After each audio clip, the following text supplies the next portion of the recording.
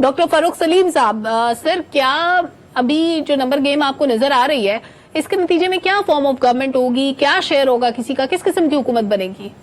जी सलमा, असल सवाल numbers game का है, लेकिन उससे पहले डॉक्टर साहब ने पीटीआई का कोई मेरा ख्याल है 1 दर्जन मरतबा जिक्र किया। आपने भी कहा कि पीटीआई के मेंबरान, फिर कहा गया कि पीटीआई शायद अपने मेंबरान बढ़ाने की कोशिश कर रही है। देखिए, पीटीआई ने 2024 के इलेक्शन में हिस्सा नहीं लिया। पीटीआई जो है वो इस इलेक्शन के खेल में शामिल नहीं है। कोई पीटीआई का मेंबर नहीं है इस वक्त, ये वाज़ेह कर लें। कोई लीगल सिचुएशन जो है उसमें पीटीआई एग्जिस्ट नहीं करती है। आपने आज़ाद मेंबरान का जिक्र किया, शायद 94 का नंबर दिया, उसको तकसीम कर लें, उसमें कम से कम 3-4 हिस्से हैं। उसमें कुछ 1 से 2 दर्जन लोग तो ऐसे हैं जो हर इलेक्शन में एज आज़ाद लड़ते हैं, उनका पीटीआई से कोई डायरेक्ट ताल्लुक नहीं है। कोई 8 या 9 लोग या इसके लगभग कुछ लोग ऐसे हैं जिनको पीएमएल-एन ने टिकट नहीं दिया था और वो एज आज़ाद उम्मीदवार लड़े हैं। और मेरे ख्याल में 4 से 5 दर्जन लोग वाकई ऐसे हैं जो पीटीआई बैक्ड आज़ाद लड़े हैं और इलेक्शन जीत के आए हैं।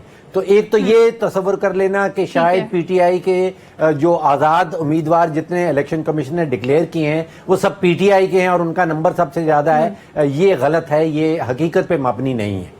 नंबर्स गेम का खेल है और नंबर्स को गौहर तो डॉक्टर साहब क्लेम कर रहे हैं कोई 170 के करीब। जी, मैं आपको हकीकत बता रहा हूं, मैं क्लेम की बात नहीं कर रहा हूं। क्लेम एक साहब ने पीटीआई के अंदर से एक साहब ने क्लेम किया कि 466 सीटें हम जीते हैं।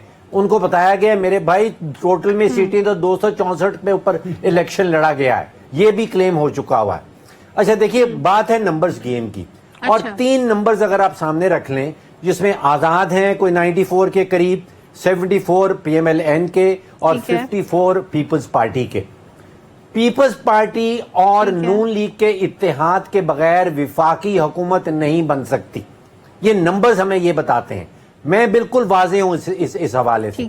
अगर आप ये तसव्वुर कर भी लें कि पीटीआई के पास 90 हैं या 100 हैं, उनको 69 इजाफी चाहिए होंगे, क्योंकि 169 है जो मैजिक नंबर है।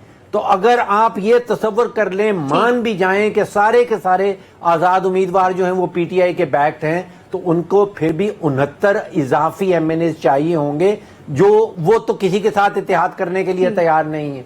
ना पीटीआई ना पीपल्स पार्टी उनके साथ इत्तेहाद करने को तैयार है, ना पीएमएल-एन उनके साथ इत्तेहाद करने को तैयार है। तो उस परम्यूटेशन को तो आप भूल जाएं।